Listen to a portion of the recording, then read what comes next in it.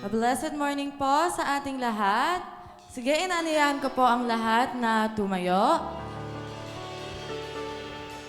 Sige po, handa na po ba tayong magbigay ng nagliliyab na papuri sa Diyos na buhay? Amen! Sige po lahat ng anak ng Diyos, sumigaw ng Hallelujah! Hallelujah!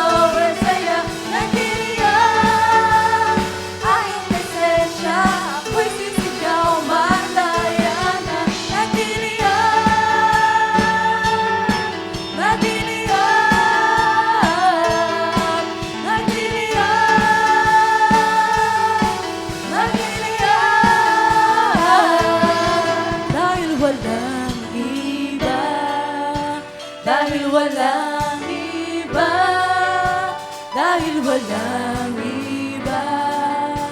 Halina tayo'y magpuri sa Kanya dahil walang iba. Dahil walang iba. Dahil walang iba.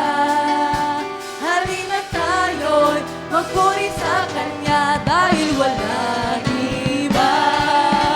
Dahil walang iba. Dahil walang iba. Halina tayo'y magpuri sa Kanya dahil walang iba. Dahil walang iba. Dahil walang iba. Halina tayo'y magpuri sa Kanya. Tara!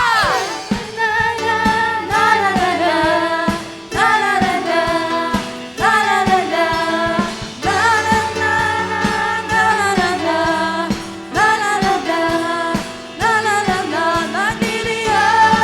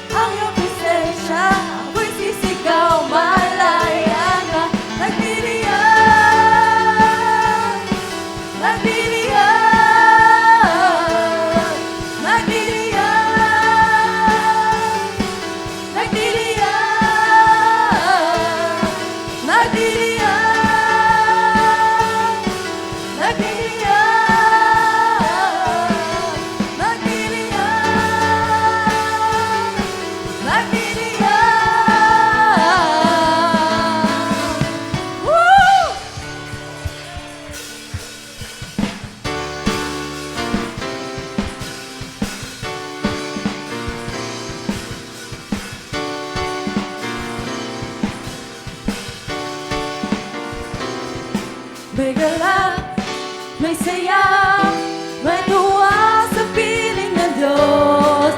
Sapagkat hirap ng puso ay naglalaho. May awit, may sayaw, at papuri para sa Diyos. Nahatid ng puso, pinagpala niya naman. Handog niya ay kapayapaan, handog niya ay kagalakan, handog niya ay kalakasan sa bawat pusong napapagat. Kaya't ang awit ng papuri, awit na pasasalamat, at ang awit ng pagsamba ay para kanino? Ay para lang sa Kanya. May galak, may saya, may tuwa sa piling ng Diyos. Sapagkat hirap ng puso ay naglalaho. May awit, may sayaw, at papuri para sa Diyos. Nahatid ng puso, pinagpala niya loob. Handog niya ay kapayapaan, handog niya ay kagalakan, handog niya ay kalakasan sa bawat pusong napapagat. Kaya't ang awit ng papuri, awit na pasasalamat, at ang awit ng pagsamba ay para lang sa Kanya. Handog niya ay kapayapaan, handog niya ay kagalakan, handog niya ay kalakasan sa bawat pusong napapagat. Kaya't ang awit ng papuri, awit na pasasalamat, at ang awit ng pagsamba ay para lang sa Kanya. Handog niya ay kapayapaan, handog niya ay kagalakan, handog niya ay kalakasan sa bawat pusong napapagat. Kaya't ang awit ng papuri, awit na pasasalamat, at ang awit ng pagsamba ay para kanina? Para lang sa Kanya. Ay para lang sa Kanya. Ay para lang sa Kanya. Ay para lang sa Kanya. Ay para lang sa Kanya. Ay para lang sa Kanya. Woo! Hallelujah! Hallelujah! O Diyos, sa iyo lang ang papuri. Hallelujah! Presensya mo lamang, pagmamahal mo lamang ang aming sisikapin na hanapin. Hallelujah! Hallelujah!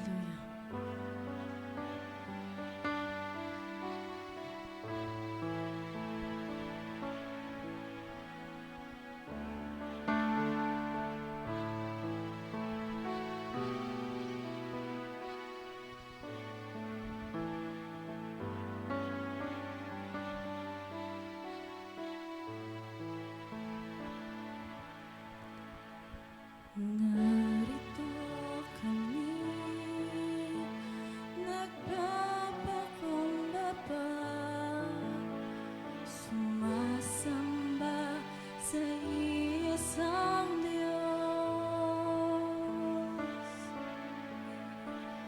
Hinahanap namin kaniktan ng iyong mukha, sumasamo sa iyong pagkilos, at sa himig na hain aming dalangin.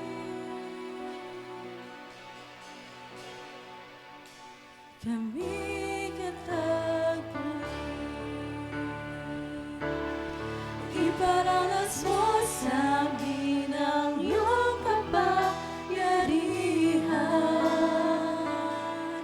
Ipamalas mo sa amin ang iyong kaluwalhatian.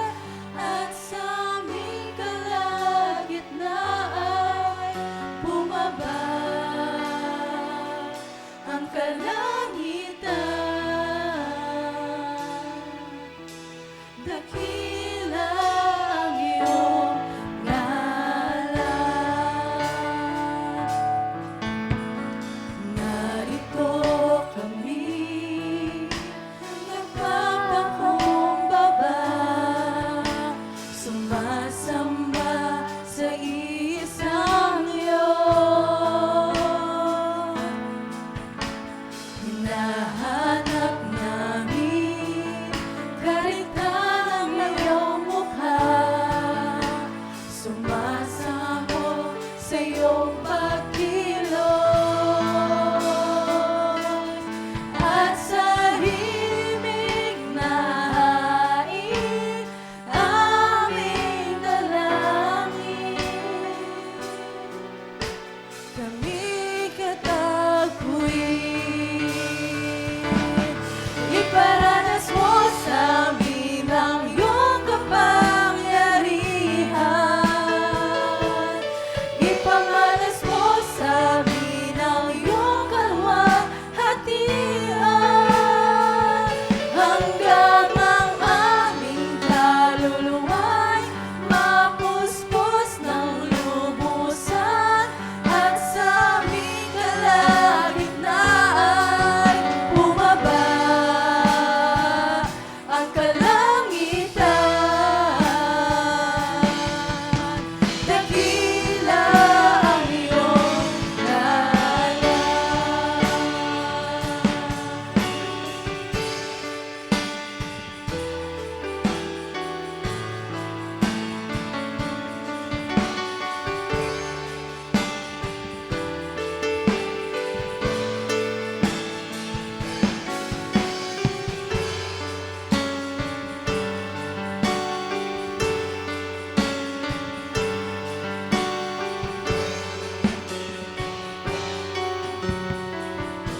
Hallelujah.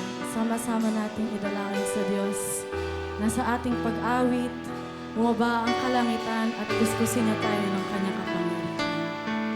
Hallelujah. Iparanas mo sa amin ang iyong kapangyarihan.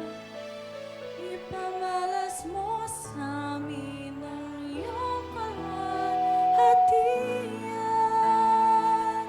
Hanggang ang aming kaluluwa'y mapuspos ng lubusan at sa aming kalagitnaan bumaba ang kalangitan. Dakila ang iyong ngalan. Iparanas mo sa amin ang iyong kapangyarihan.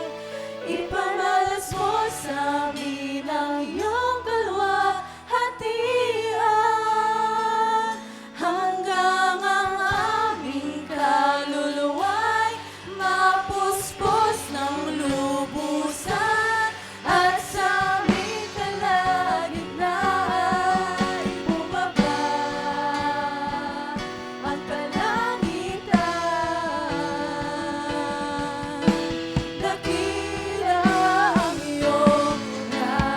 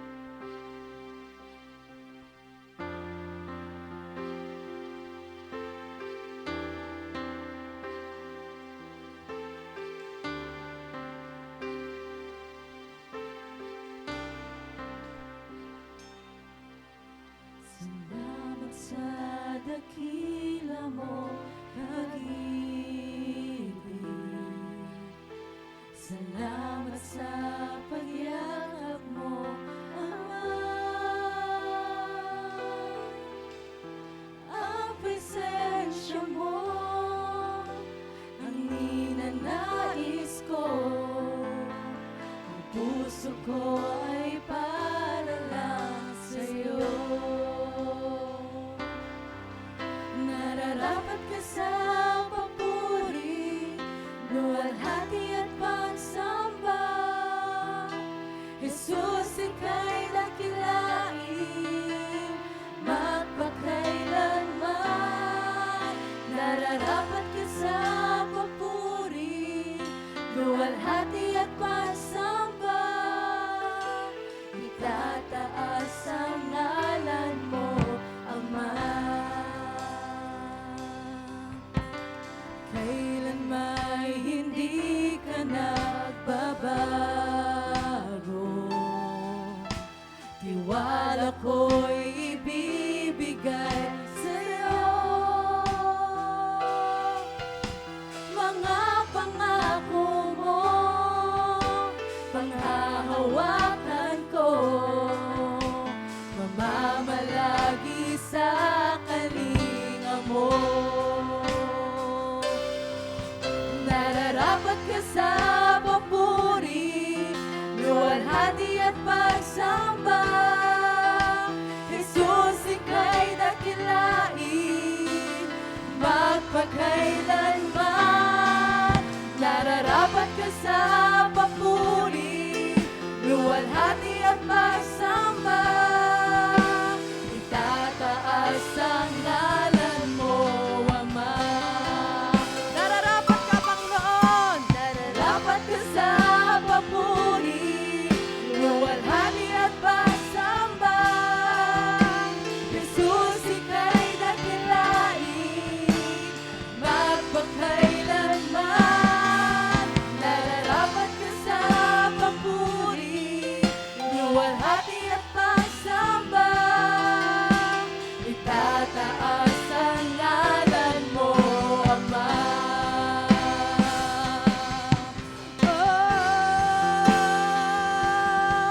Itaas ang ngalan mo.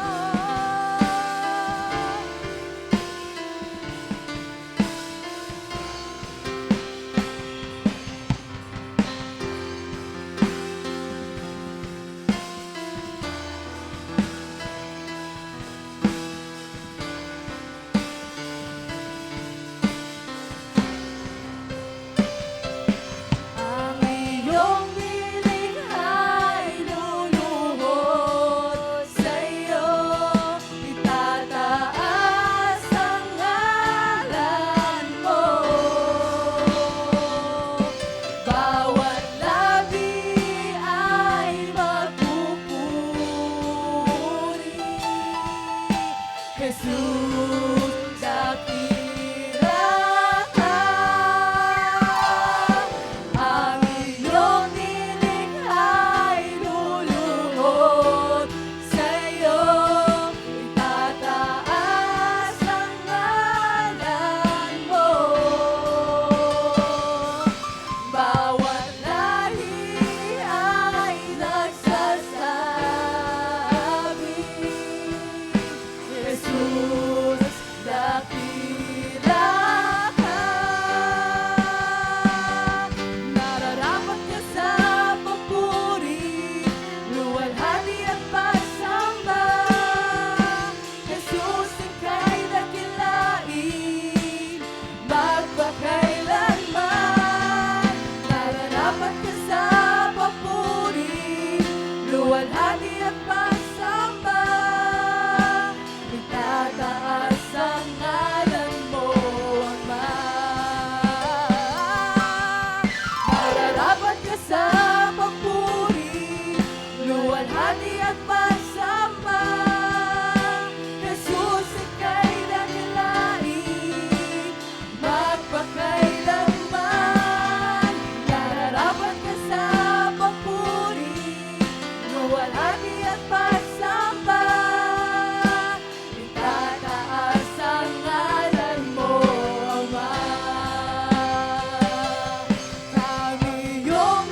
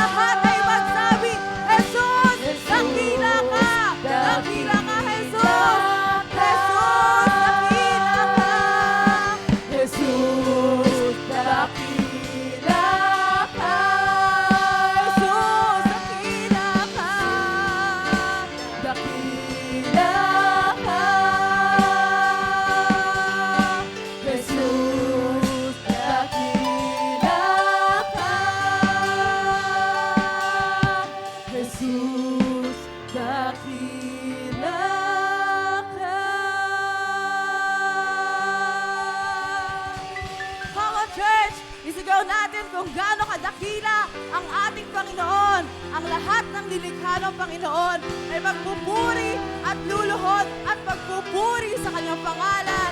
Nararapat ka, Panginoon, na alaya ng pagpupuri at pasasalamat. Hallelujah!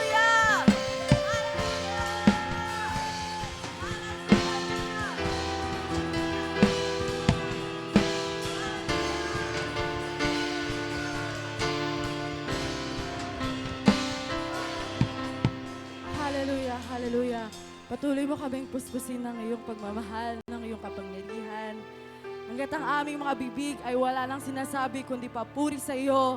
Hanggat ang aming katauhan ay wala nang gagawin kundi pagluhod at pagsigaw na ikaw ang Diyos na mabuti, ikaw ang Diyos na buhay, at sa iyo lamang lahat ng papuri, pasasalamat at pagsamba. Sa pangalan ni Jesus, Amen and Amen.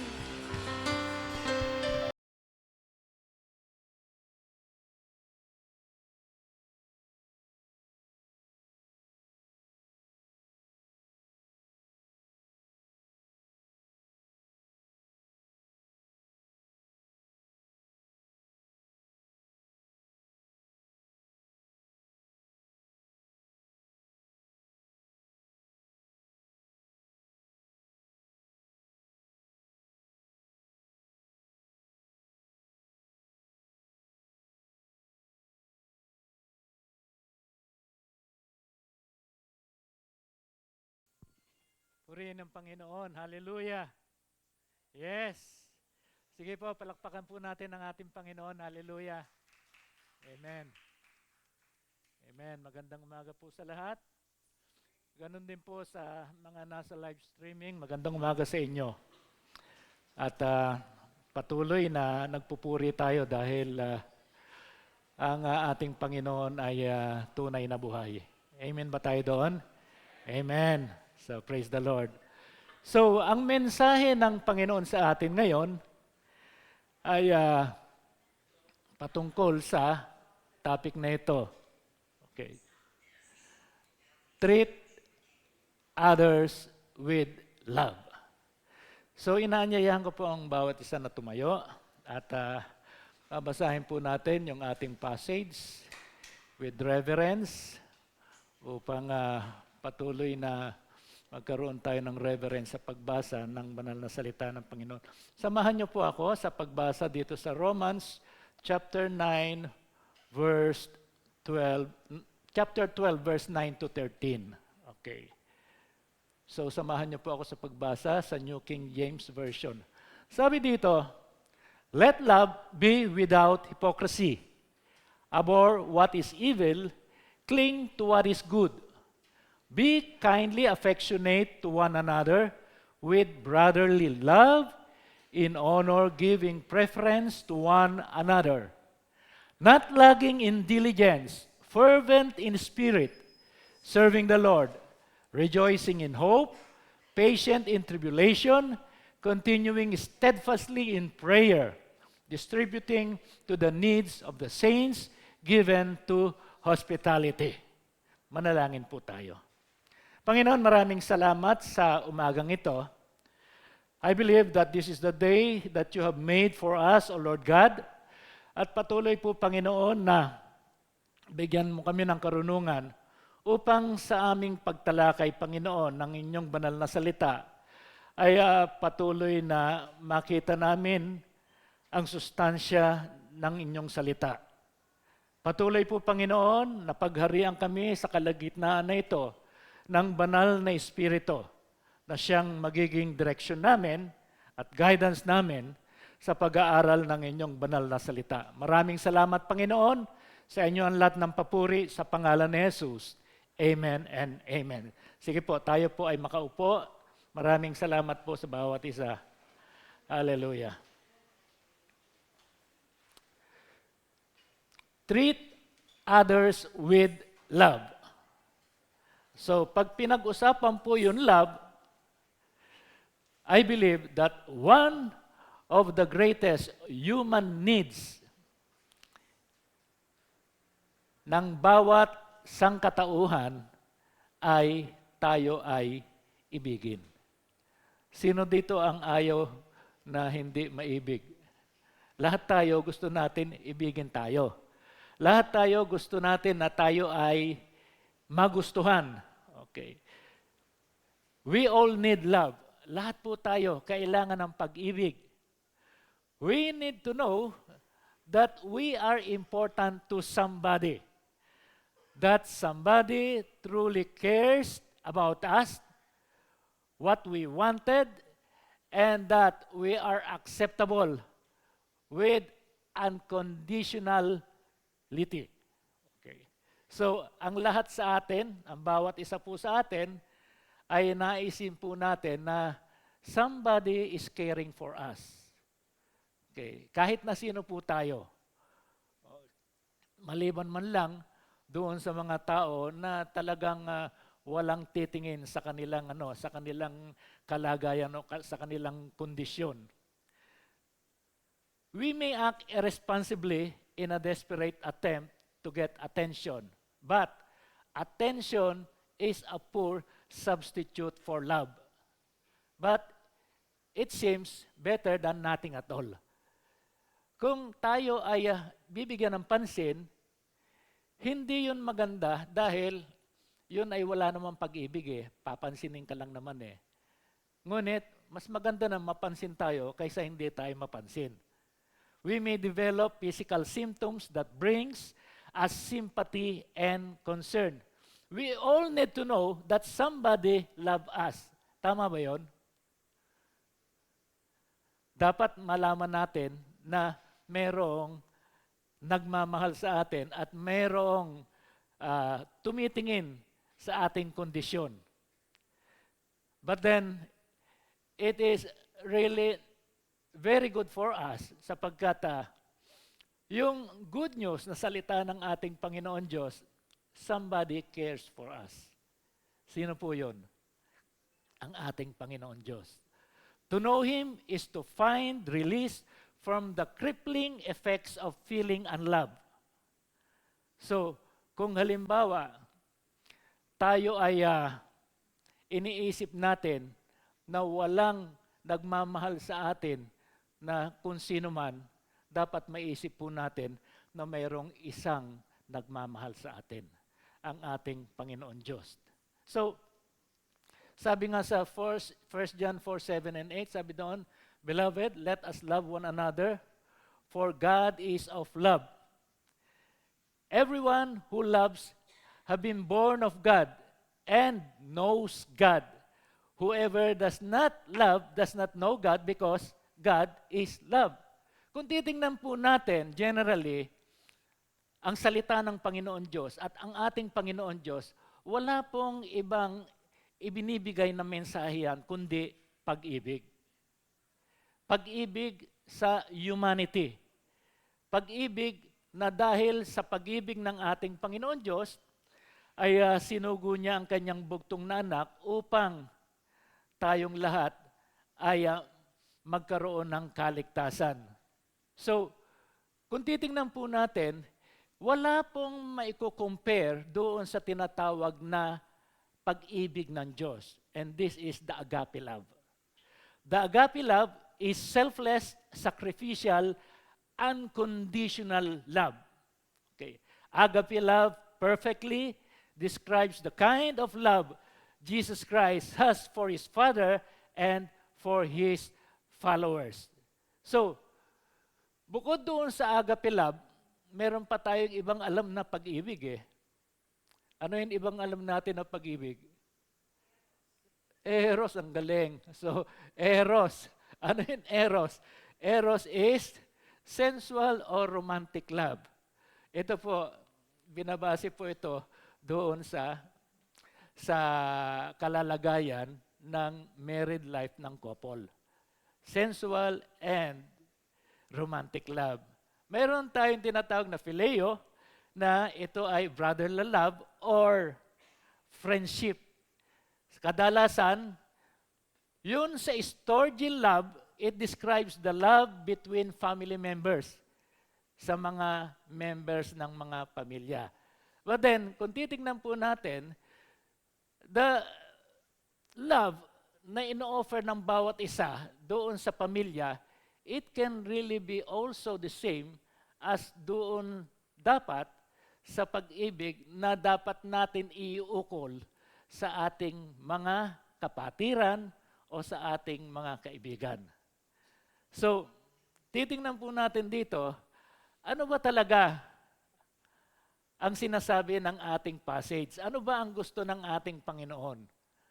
We must recognize believers' pure and sincere love. Sabi sa Romans 12:9-10, let love be without hypocrisy, abhor what is evil, cling to what is good, be kindly affectionate to one another with brotherly love in honor, giving preference to one another. So the believer is to love sincerely without hypocrisy. Ang sinasabi po natin dito, kung tayo ay tunay na pakikitungo at mayroon tayong pagmamahal sa ating kapwa-kapatiran, no? Kinakailangan wala po itong kasamang hypocrisy. Kasi ang hypocrisy po, ito yung nagpe-pretend lang po tayo na tunay na mayroon tayong pagtingin at mayroon tayong pag-ibig sa ating kapwa mananampalataya o kaya sa ating kapwa na tao. So, pag may hypocrisy, tandaan po natin, wala pong katotohanan yon, yung kanyang tunay na pag-ibig. But, ang sinasabi natin dito, na let us love with sincerity, honesty, and truthfully. Ang nais natin sa bawat isa sa atin ay yung talagang totoo ang pagtingin sa atin ng ating kapwa-tao. Yung bang walang halong kaplastikan. Mahirap po yung meron halong kaplastikan. There is no really play act. Yung dealing po natin, there is no double dealing. At dapat po, yung mga maskara ay dapat po nating tanggalin. Sapagkat minsan, tulad nga ng minsan experience natin, yung tao nakatawa sa atin, pero hindi natin alam na yung palang kalooban niya ay nagpupuyos dahil doon sa hatred.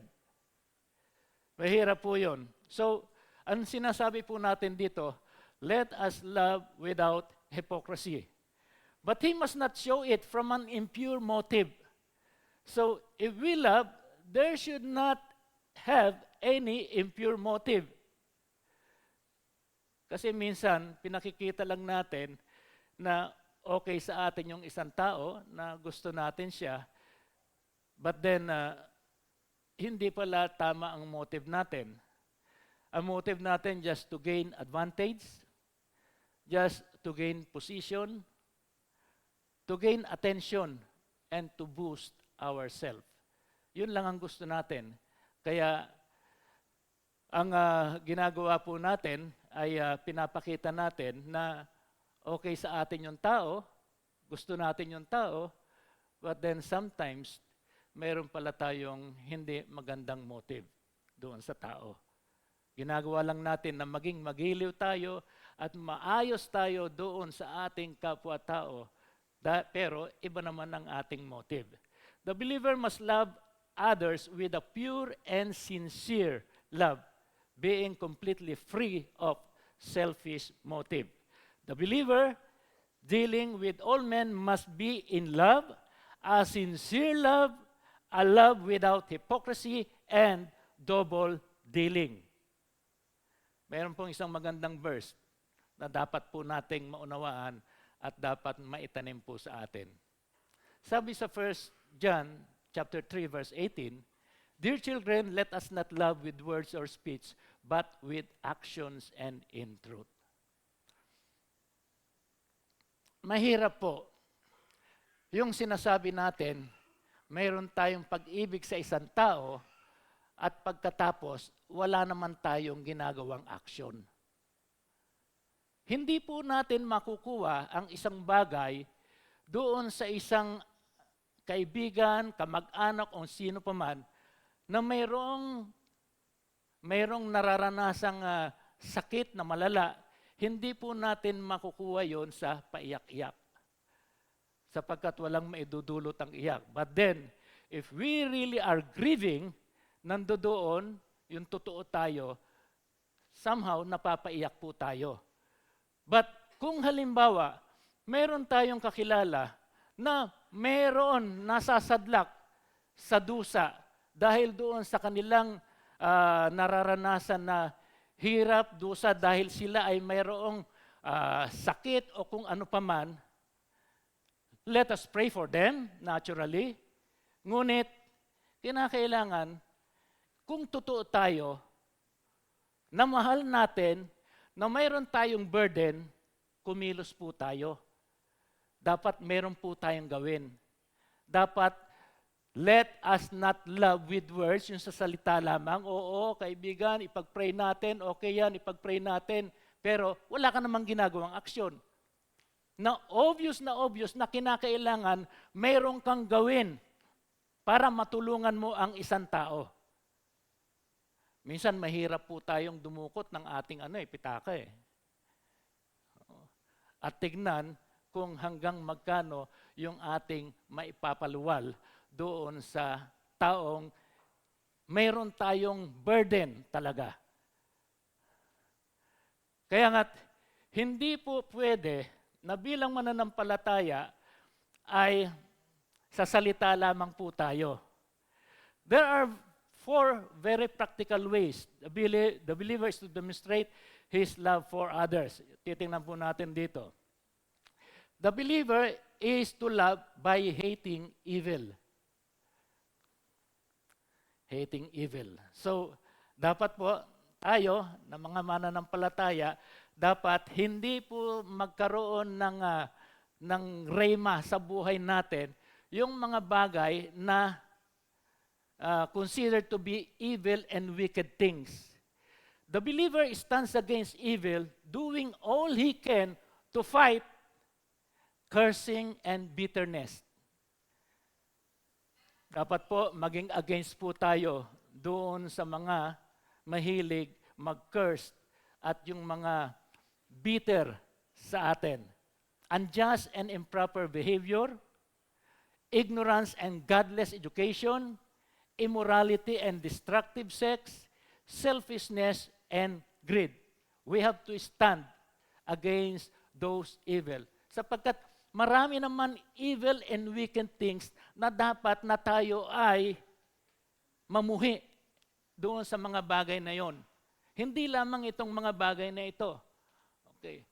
Kung halimbawa, merong example po natin sa ating karagatan sa West Philippine Sea. Natutuwa ba kayo doon sa ginagawa sa ating mga mangingisda? Okay. Siyempre nandoon yung natin, yung galit natin, pero wala tayong magawa eh. Ang magawa lang natin doon, manalangin eh. At ipanalangin ng ating gobyerno yung wisdom kung paano talaga ang dapat gawin. Maraming bagay dito sa mundong ito ang nakakainis. Okay. Tulad nga ng narinig ko, minsan, nagluluto ka ng ganon. Tapos yung isa naman, ligpit ng akala mo nakakatulong siya, pero hindi naman pala nakakatulong. Instead na matuwa siya, yung nagluluto, hindi siya natutuwa dahil yung mga nililigpit ka agad eh. So, maraming bagay ang dapat. Pero ito, tingnan natin. Meron akong isang babasahing letter na tingnan po natin kung papaano ipinakita dito yung galit at hatred ng Ama. Babasahin ko po ito. One of the worst cases of hatred ever is found in a will written in 1935 by a Mr. Donohoe. It says, pakinggan niyo po, to my 2 daughters, Frances Marie and Dennis Victoria, by reason of their bad attitude toward a doting father, I leave the sum of $1 to each and a father's curse. May their lives be fraught with misery, unhappiness, and sorrow.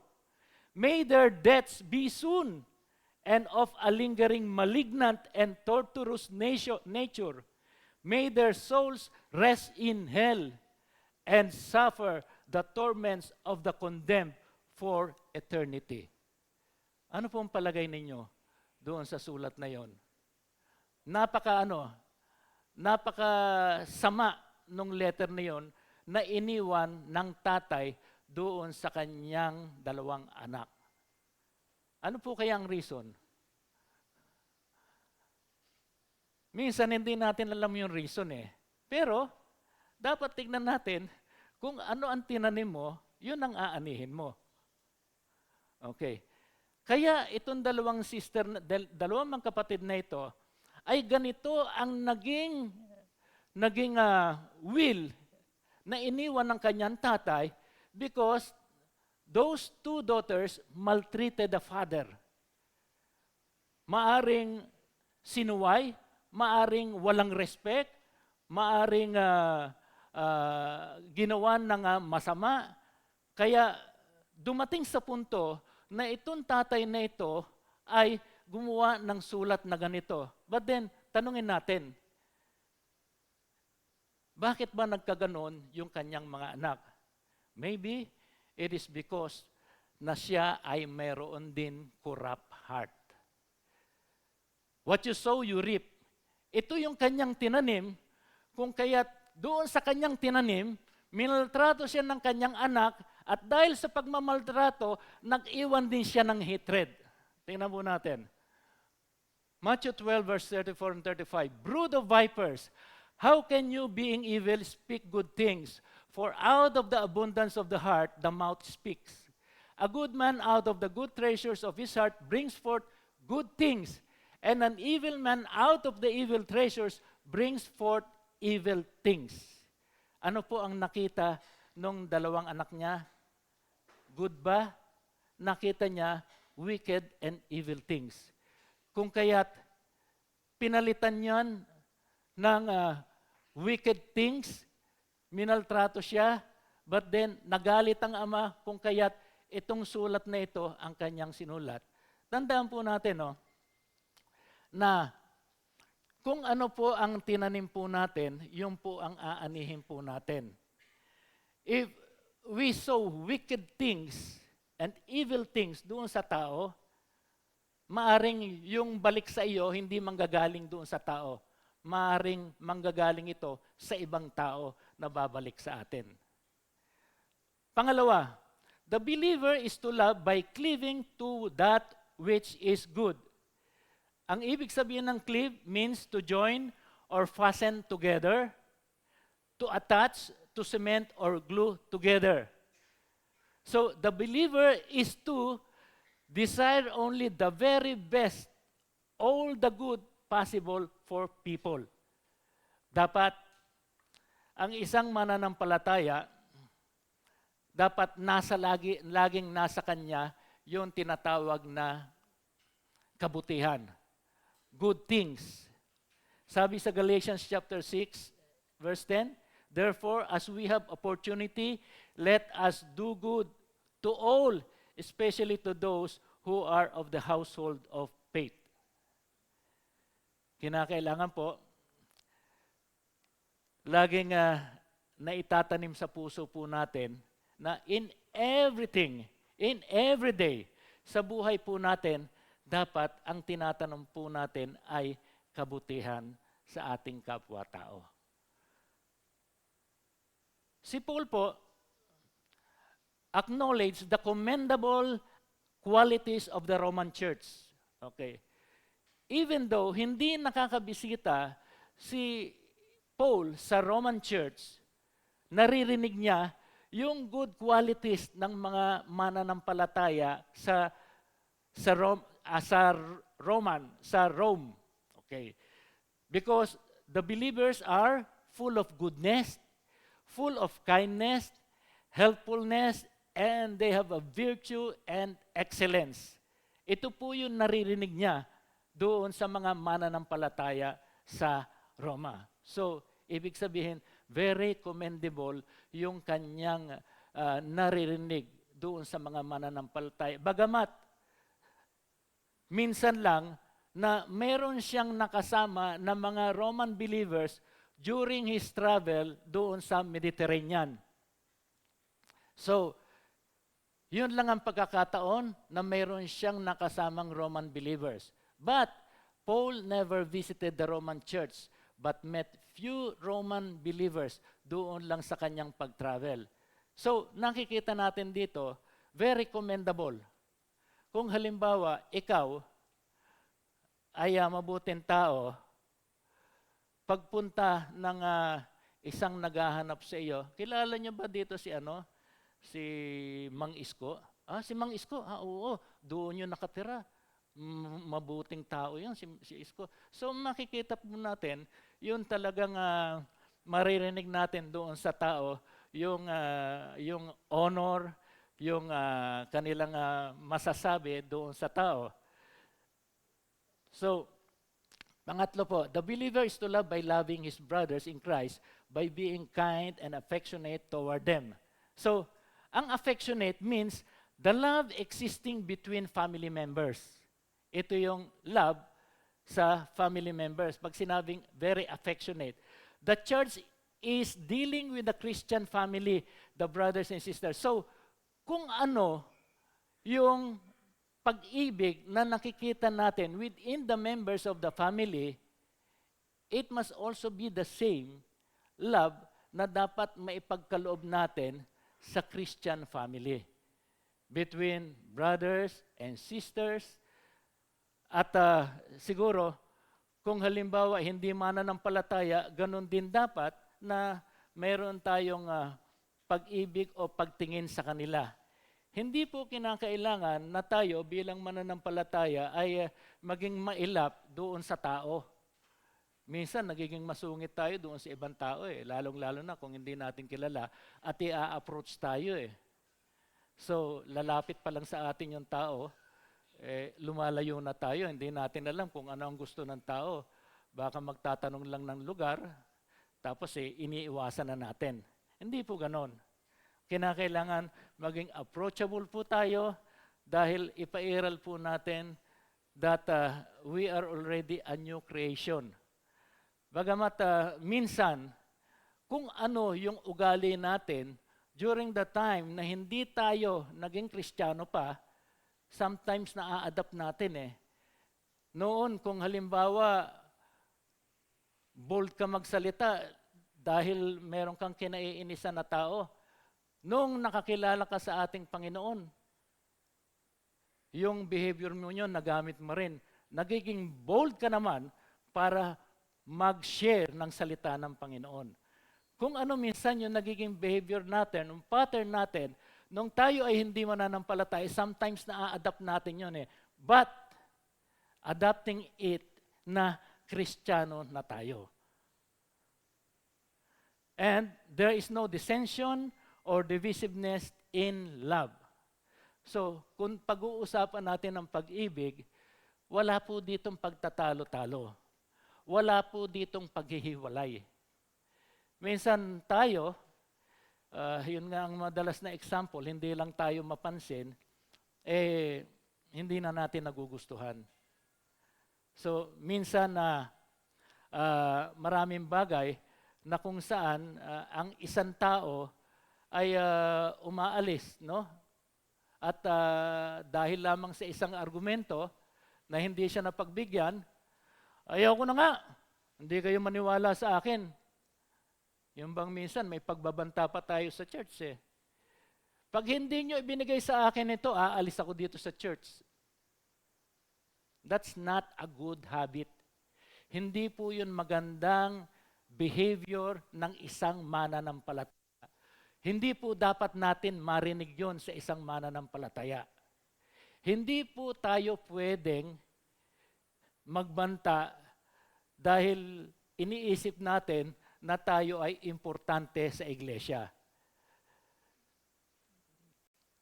Sabi sa John 13 verse 34 and 35, "A new commandment I give to you, that you love one another as I have loved you, that you also love one another. By this, all will know that you are my disciples, and if you have love for one another. Kung may pag-ibig po tayo talaga sa isa't isa sa atin, pinakikita natin na talagang tayo nga ay disipulo ng ating Panginoong Hesukristo. Pangapat, the believer is to love by giving preference to other believers. Okay. The word preferring means to go before, to set an example. It's to take the lead, esteeming and expressing respect for others. Dapat tayo po, bilang mananampalataya, kung mayroon po tayong nakikita na pwedeng bigyan ng parangal dahil doon sa kanyang commendable things na nagawa, bigyan po natin ng preference na honor yung tao. Hindi yun ibabaliwala po natin yung kanyang accomplishment. Hindi naman pong ginagawa natin yun para lumaki ang ulo ng tao. Binibigyan lang po natin ng sapat na pagtingin yung tao dahil doon sa kanyang nagawa. Yung kanyang nagawa, mabuting nagawa, hindi yun masamang nagawa. Philippians chapter 2, 3, 4, do nothing out of selfish ambition or vain conceit, rather in humility, value others above yourself, not looking to your own interest, but each of you to the interest of the others. Wag po natin tignan yung ating sarili lagi na gusto natin, laging ang pabor nasa atin, mga kapatid. Kinakailangan po, maging neutral po tayo na wag natin isipin na tayo ay isang big time dito sa iglesia o big time sa isang organization. Sa 1 Corinthians 10 verse 33, just as also I please all men in all things, not seeking my own profit, but the profit of many, that they may be saved. Okay. Ang kailangan po natin dito, yung hindi lamang tayo ang nagkakaroon ng benepisyo. Ipagkaloob po natin sa iba, yung benepisyong natatanggap natin na galing sa ating Panginoon. Kinakailangan po na tayo bilang mananampalataya, i-share po natin yung blessing sa ibang tao. At ang pinaka-importanting i-share natin na blessing ay hindi pagkain. Hindi po pasalubong, kundi salita ng Panginoon. Ito po ang isang problema natin na kung tayo po ay mag-share ng salita ng Panginoon, kinakailangan pa ba natin sila i-bribe ng pagkain? I-bribe sila ng pasalubong para lamang pakinggan tayo? Hindi po. Ang kinakailangan sa atin, tayo po ang busog sa espiritual para sa ating pag-share ng salita ng Panginoon ay mabusog din sila ng salita ng Panginoon. Na hindi sila nangangailangan ng anumang physical na bagay para matanggap sa atin. Ang kailangan po sa atin, if we share the Word of God, let us share it na tayo ay talagang filled with the Spirit para yung tatanggap ng salita ay mabusog in their spirit. Hindi po natin kinakailangan na pangunahan sila na bigyan ng kung ano para lamang tayo makapag-share. Let us not do that habit, mga kapatid. Ang kinakailangan sa atin po, we must be filled with the Spirit. Mag-share tayo para yung ating sinesharean ay mag-benefit doon sa ating sinishare na salita ng Panginoon. The nature of believer's service for the Lord. Sabi sa Romans chapter 12, verse 11, not lagging in diligence, fervent in spirit, serving the Lord. So, sa King James Version po, sa verse 11 yung sinasabi doon na not lagging in diligence, sa King James Version po, ang translation po nyo na not slothful in business. Ang ibig sabihin ng slothful, sa Greek word, okneros, means to be lazy, slow-moving, delaying. Ngayon, yung business doon, spode, it means diligence or zeal. Kung kaya't ang sinasabi dito, as a nature of believer, we must not delay in zeal. Ibig po sabihin yon, not be lazy or slow-moving in zeal, not be lethargic, not be hesitating or delaying in earnestness. Ang ibig sabihin yon, simpleng-simple po, huwag po tayong mawalaan ng enthusiasm kung anuman ang ating purpose sa paglilingkod sa ating Panginoon. Dapat po, yung interest natin, yung enthusiasm po natin, once na nasa atin, kinakailangan po, we must not delay it. Immediately, we must move forward sapagkat pag tayo, idinelay natin yung seal natin, para bang tinatamad na tayo. At parang sluggish na tayo, and we are slow moving. Para tayong pagong na hindi natin alam kung ano ba, kikilos pa ba ako? Ano ba, hindi na ako kikilos? So, this is a thing sa atin ng mga mananampalataya na kung saan, habang tayo ay mayroong enthusiasm, move on. Sige po, let us do activity. Okay, approach life, hindi po natin dapat i-approach yung buhay natin na para bang lagi tayong nangangarap sa sa ating kapaligiran. Hindi yun easy going lang tayo. Tandaan po natin ito ang katotohanan. The world is reeling in pain with millions starving and suffering due to man's selfishness and sin, hoarding, disease, war, death, and the list. Dito habang binabasa ko to, naaalala ko tuloy ang mga mga missionaries Yung mga missionaries na talagang they deserve na dapat sila ang tulungan. They deserve na dapat bigyan ng pansin sila dahil sila yung mga taong humahayo, nagpapakahirap at hindi nila alam kung ano ang kanilang susuungin. Dito ba pagpunta ko dito, ano ba dito? Kakainin ba ako? Papatayin ba ako o ano? Di ba? Yan ang trabaho ng mga missionaries. Every day, yung buhay nila ay nasa risk. And they deserve to be helped, yung mga missionaries na ito. At hindi, tulad ng ibang Kristiyano na parang nagde-daydreaming lang sa bahay, sa church, hindi natin alam kung ano ang purpose, kung ano ang kanilang dapat gagawin. He must serve the Lord with diligence, zeal, and earnestness. Mga mananampalataya po yan. Okay. Minsan nga, sa trabaho, may mga trabahador sa kumpanya na mareklamo. Minsan, mareklamo. Liit naman ang sweldo ko. Minsan, wala ba tayo ibang benefit na pwedeng maasahan dito? Minsan maraming reklamo ang mga trabahador. Okay. At kung ano ang kanilang sinasabing against doon sa kanilang employer.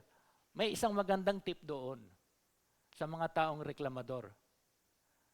Sa mga taong reklamador, dapat sila ay paalisin. Kung ayaw nyo ng trabaho sa akin, at hindi nyo nagugustuhan at marami kayong reklamo, open ang pinto para umalis kayo. Ganyan ang mga employer. Hindi ka pipigilan ng employer dahil aalis ka. So, ang employer, open yan. Unang-una sa lahat, ang employer may pera They can get some skilled o yung mga magagaling pang mga empleyado na pwedeng ipalit sa iyo. May pera ang mga employer.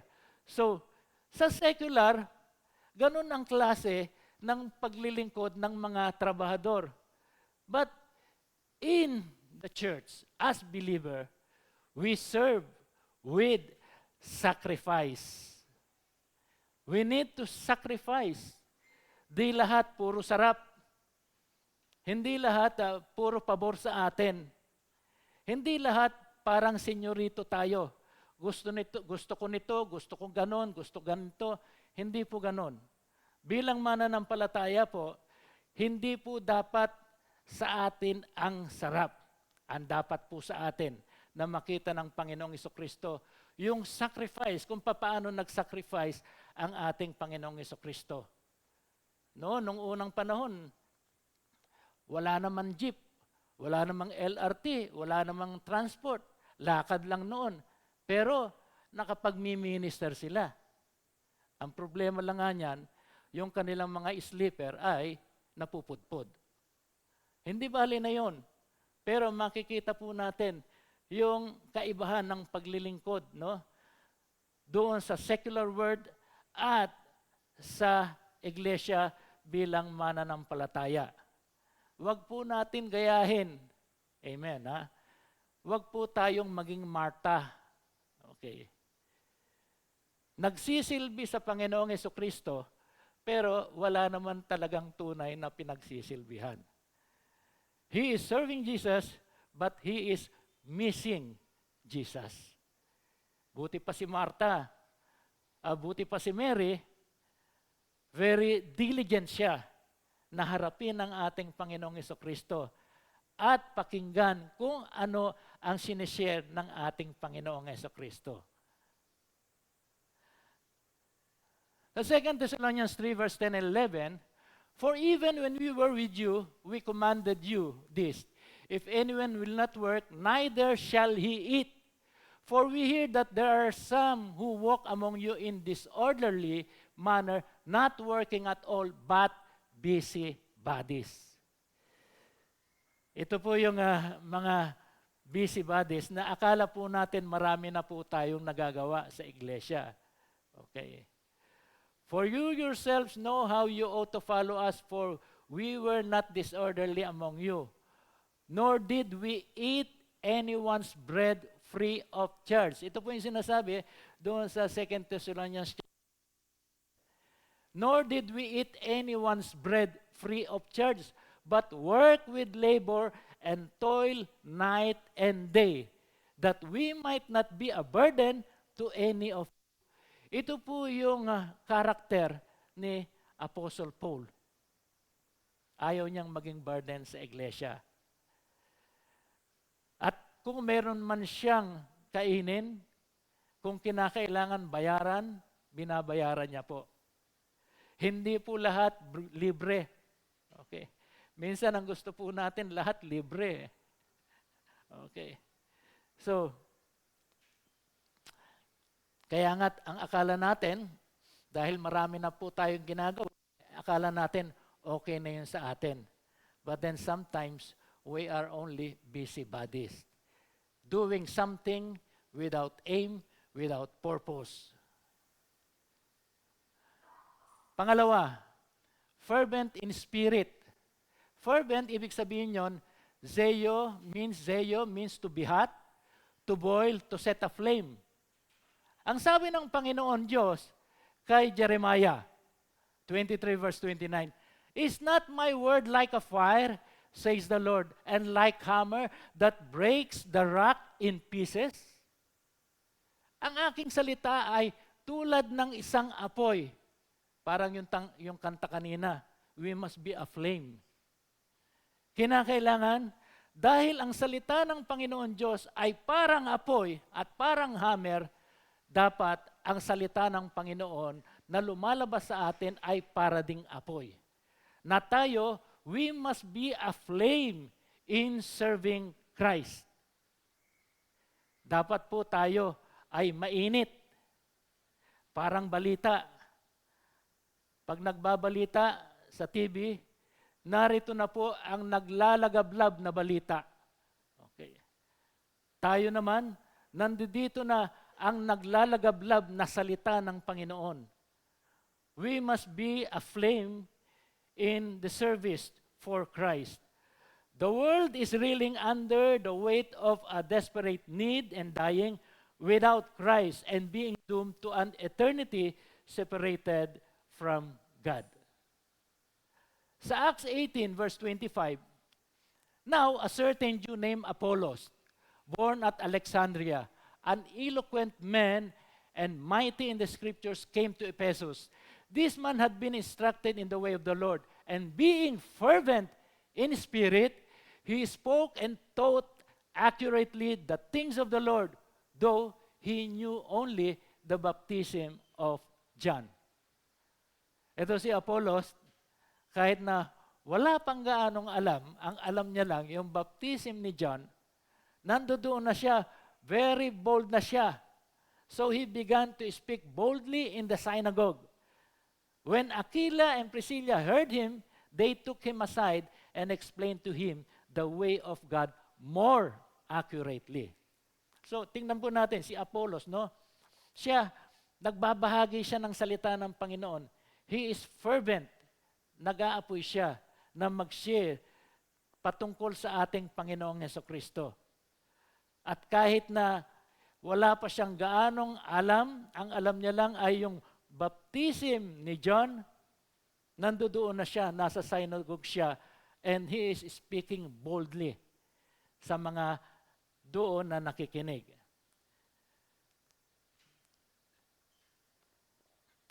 Pangatlo, serve the Lord. Sabi doon sa 1 Peter chapter 4 verse 11, if anyone speaks, they should do so as one who speaks the very words of God. If anyone serves, they should do so with the strength God provides, so that in all things God may be praised through Jesus Christ. To him be the glory and the power forever and ever. The idea is that we are to be focusing upon the Lord in all we do. Dapat ang focus po natin sa ating Panginoon Diyos. Sa lahat ng ating ginagawa. We live in order to serve Him. That is, our very purpose for being on earth is to minister for Him and His kingdom.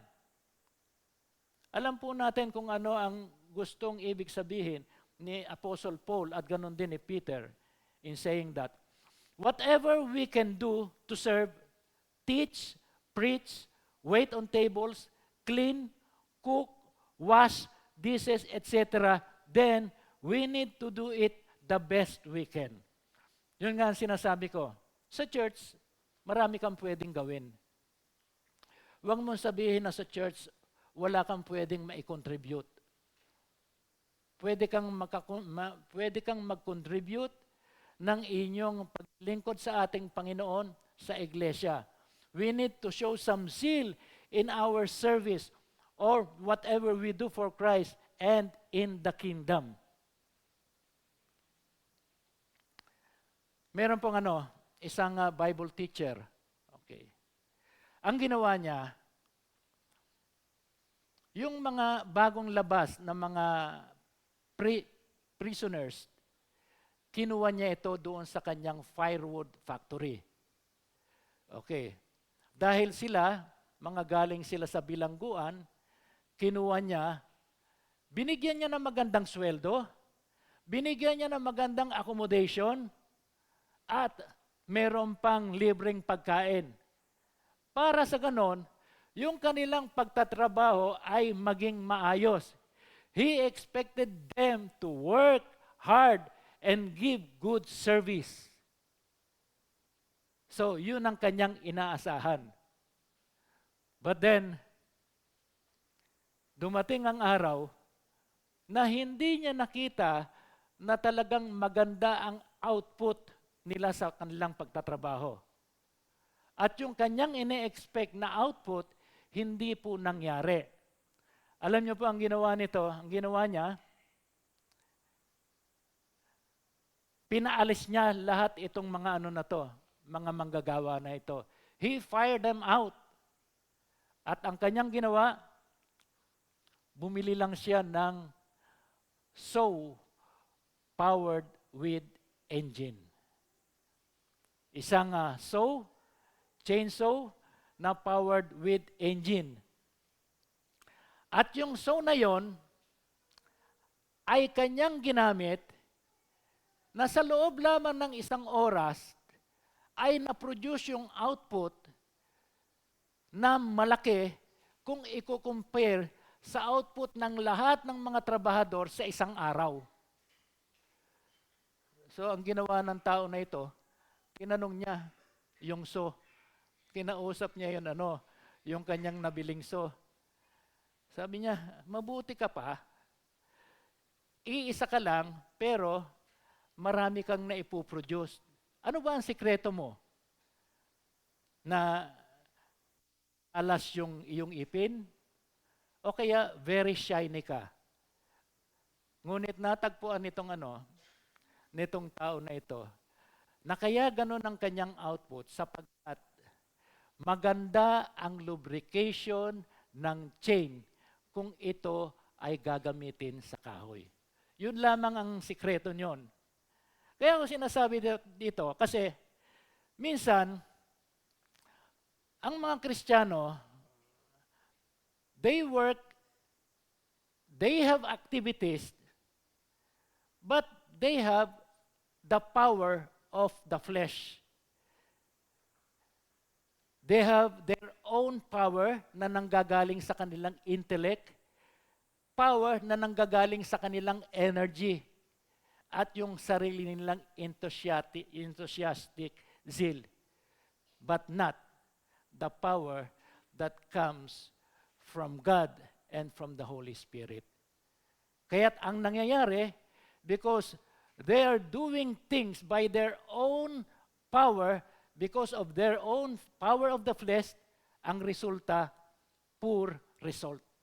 Wala pong resulta. Walang magandang resulta. Bakit? Kasi gumagawa sila ng mga activities, ng mga gawain na kung saan ang nananaig yung kanilang flesh, yung kanilang sarili, yung kanilang intellect, yung kanilang power, yung kanilang enthusiastic zeal. Hindi ang kapangyarihan na galing sa ating Panginoon. Hindi ang kapangyarihan ng banal na Espiritu. Ito po ang kadalasan nangyayari.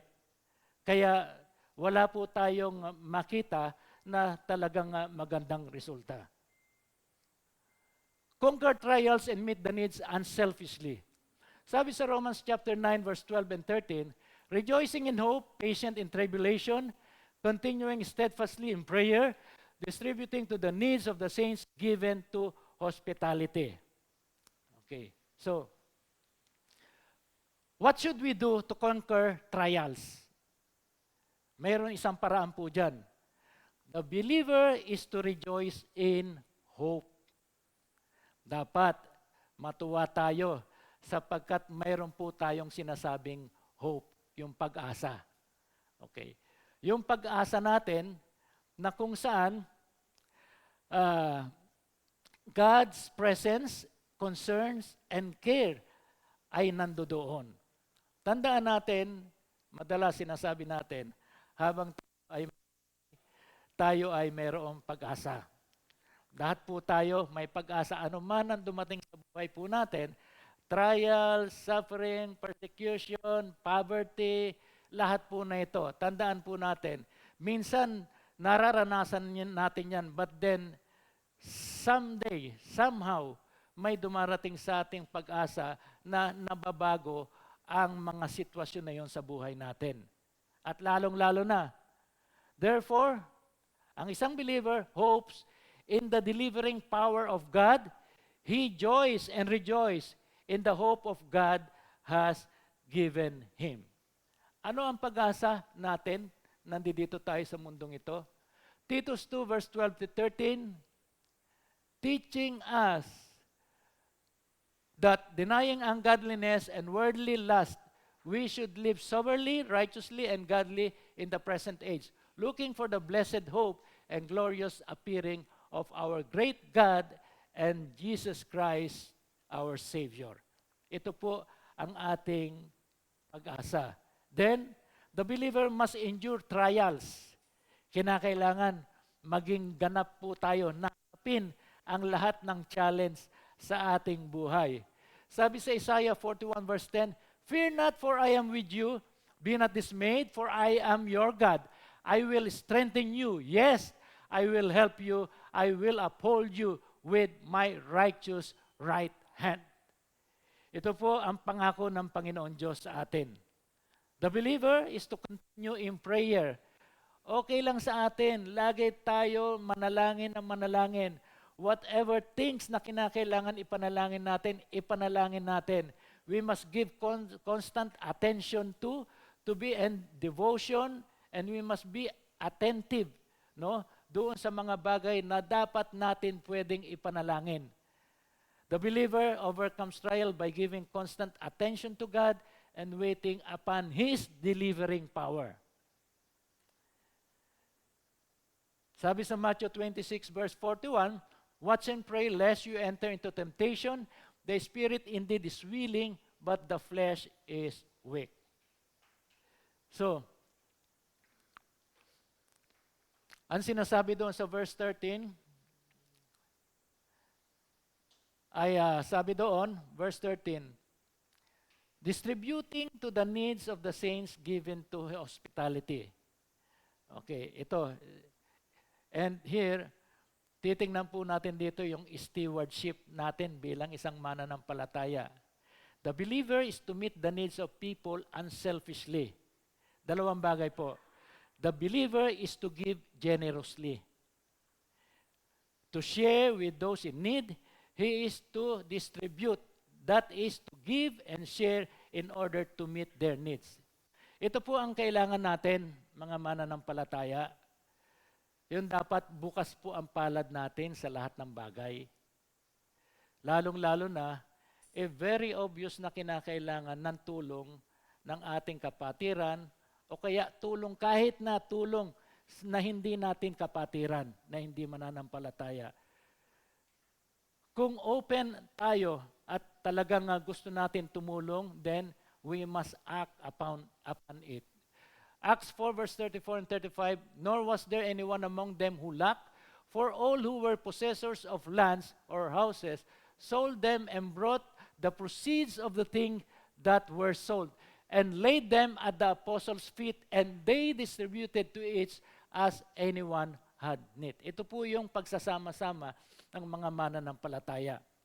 Pag ang mananampalataya sa isang iglesia ay may kakulangan at kinakailangan maibigay doon sa isang iglesia, nagtutulungan po sila. And this is the habit that we must do. This must be a pattern sa present church na dapat meron ngayon sa panahon ngayon. The believer is to give, to be given to hospitality. Dapat po tayo maging bukas po ang ating bahay. Bukas po tayo sa lahat ng mga taong lalapit sa atin.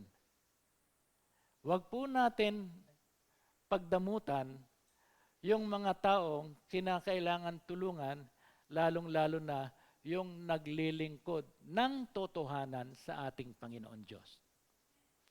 In conclusion, treating others with love is the manifestation of the love that God has put in our spirit, in our heart, through the Lord Jesus, and conquers all.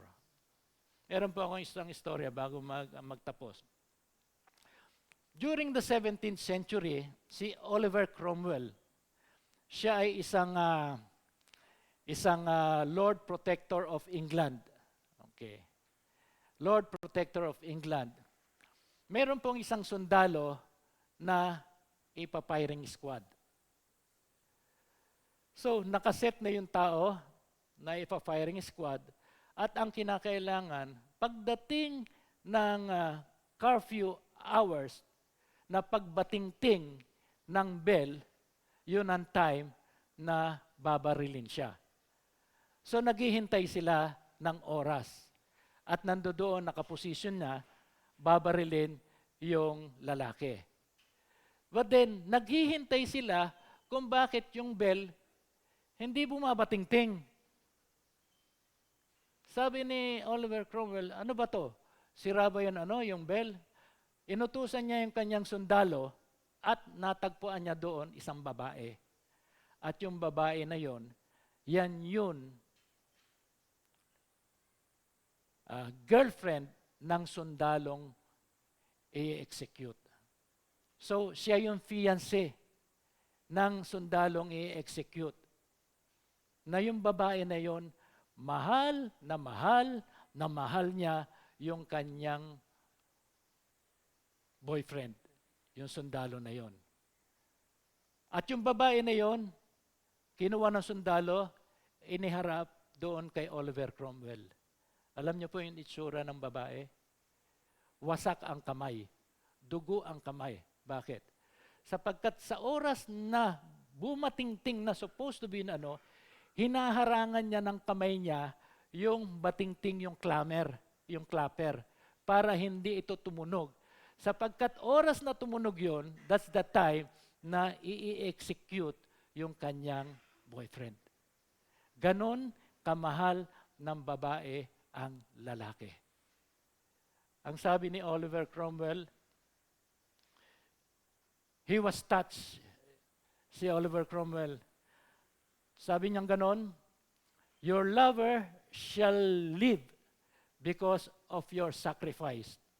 The curfew shall not ring tonight. Tandaan po natin, yung sacrifice na ginawa ng ating Panginoong Jesucristo para sa atin, para supposed to be we are all doomed doon sa impyerno because we are all sinners.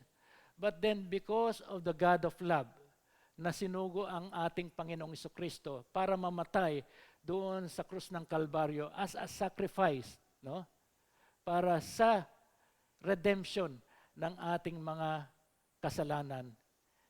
Isa yung malaki at walang maitutumbas na sakripisyo na ginawa ng ating Panginoong Jesucristo dahil mahal ng Panginoon Diyos ang bawat isa sa atin. Tandaan po natin na ang pag-ibig ng Panginoon Diyos ay tunay at ganap sa bawat isa sa atin. At yung pag-ibig ng Panginoon Diyos, dapat po matumbasan din natin ng pag-ibig na dapat nating iukol sa Kanya. Manalangin po tayo. Panginoon, maraming salamat sa oras na ito. Patuloy po, Panginoon, na Ikaw ang samahan mo kami, Panginoon, sa aming buhay, Panginoon, at makita ang pag-ibig sa bawat isa sa amin, O Lord God. And we pray, O Father God, help us that we may treat others, O Father God, with love. Yung love na galing sa inyo, Panginoon Diyos. Yung love na pinakita ng Panginoong Jesucristo para sa sanlibutan. Maraming salamat po, Panginoon, sapagkat dakila ka sa buhay ng bawat isa. Dalangin namin, Panginoon, na ang bawat isa sa amin ay patuloy pong lumakad ayon sa iyong kalooban.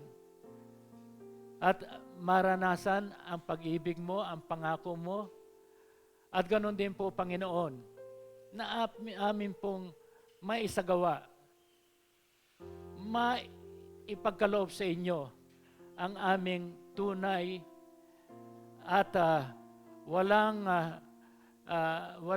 halong hypocrisy of Father God na paglilingkod sa inyo. Lord God, we just thank you for everything. Maraming salamat, Panginoon, sa inyong patuloy na pakikipisan sa amin, ang inyong pag-ibig sa amin, Panginoon. At patuloy po, Panginoon, dalangin namin that in every challenge and trials of Father God, help us that we may conquer it. Maraming salamat, Panginoon, at sa iyo namin binabalik ang mataas na papuri, pasasalamat at pagdakila, tanging sa makapangyarihan at banal na pangalan ng aming Panginoong Jesucristo, at ang lahat ay magsasabi ng Amen and Amen.